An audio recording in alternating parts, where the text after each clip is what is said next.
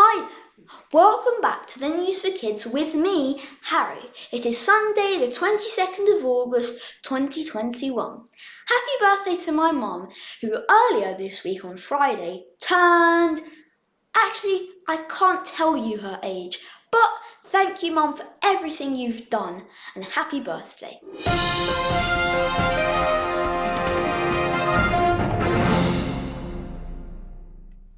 Meet Geronimo. He's an alpaca who was brought from New Zealand all the way to Bristol. He's a happy-looking chap. Government scientists have tested Geronimo for a disease called bovine TB. Sadly for this young chap, they say he's got it. If Geronimo has got bovine TB, he has to be destroyed to stop it spreading to other animals and causing widespread sickness. Geronimo's owner has said that he does not have bovine TB and they did not do the tests correctly. She is trying to save Geronimo, so good luck. You might have heard in the news that some people called the Taliban have taken over Afghanistan, causing many people to flee the country. It's really complicated, but let me give you a quick overview as to what is happening. The Taliban used to rule over Afghanistan before Britain and America invaded Afghanistan in 2001. They wanted to help the local people live a happier, safer and more open life. For example, the Taliban wouldn't allow women to go to work, get an education or even drive. The troops stayed there for 20 years and are now coming back home, allowing the Taliban to rule over power again. Many people fear that life will go back to what it was before the invasion, and they don't want that, so many people are trying to get away. This is a huge story, and it will take many months, so I'll keep you updated. We've spoken a lot about Blue Origin, a space company founded by Jeff Bezos. Mr. Bezos has been a big fan of NASA, calling them scientific heroes.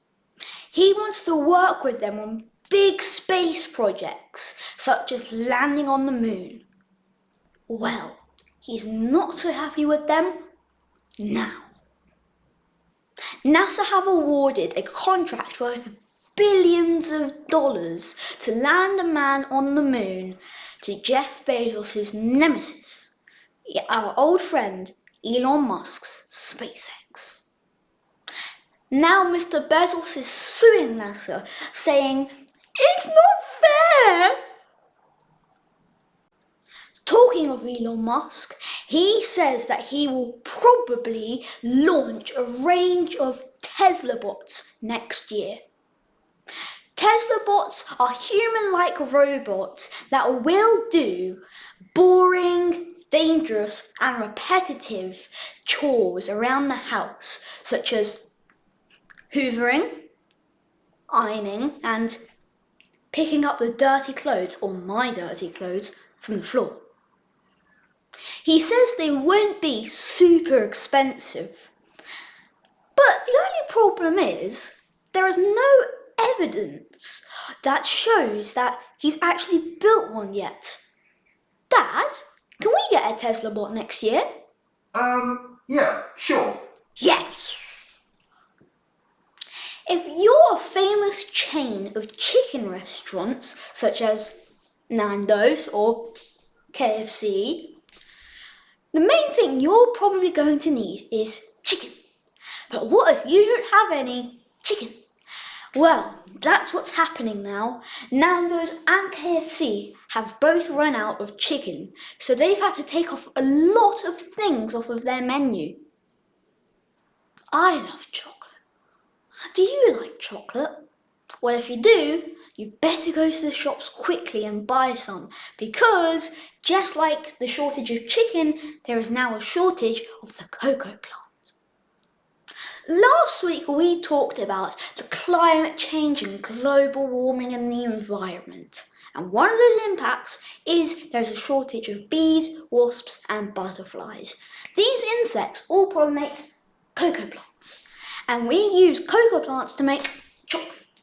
So without any cocoa plants, we can't have any chocolate. See where I'm going with this? So if you want more chocolate, just turn down your heating. All this talking about food is making me hungry. Traditionally, the finest restaurants in England have been in London. Well, that has not been the case for the past few years. This is Moor Hall in Lancashire. It has been crowned the best and the finest restaurant in England for the second time. What we're seeing here is that most of the finest restaurants are not in London, but are around the north of England kind of area. The last place you would want to be if you have to be socially distant is sitting right next to someone for 2 hours in a cinema. Well, they have been empty for 1.5 years now because of the pandemic. Life is getting back to normal again, and we're starting to do normal stuff, such as going to the cinema. I was there the other day, and it was quite busy. Cinemas are now saying that they are about half full and are getting busier every time. So good luck, cinemas. The president of Barcelona Football Club has said that they are in debt by a staggering £1.5 billion. This is why they couldn't afford to keep Lionel Messi. They need to start finding more superstars like Lionel Messi to be more successful on the pitch and also start making more money because they don't want to go out of business. Can you imagine El Clasico without Barcelona? Can you imagine European football without Barcelona? During the pandemic, there weren't any crowds at football grounds or at football matches. Studies have shown that the referees have been harder on the home team because there wasn't a big crowd shouting at them.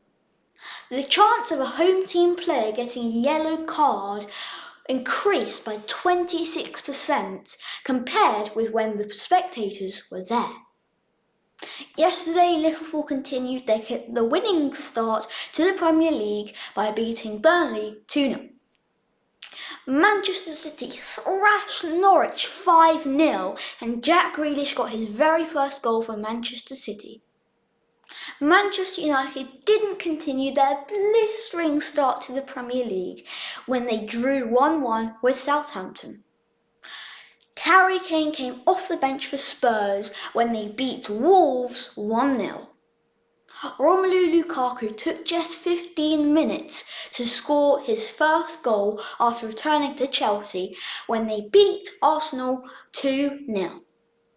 That's all for this week. Thank you for watching. Happy birthday, Mum, and I'll see you next week. Bye!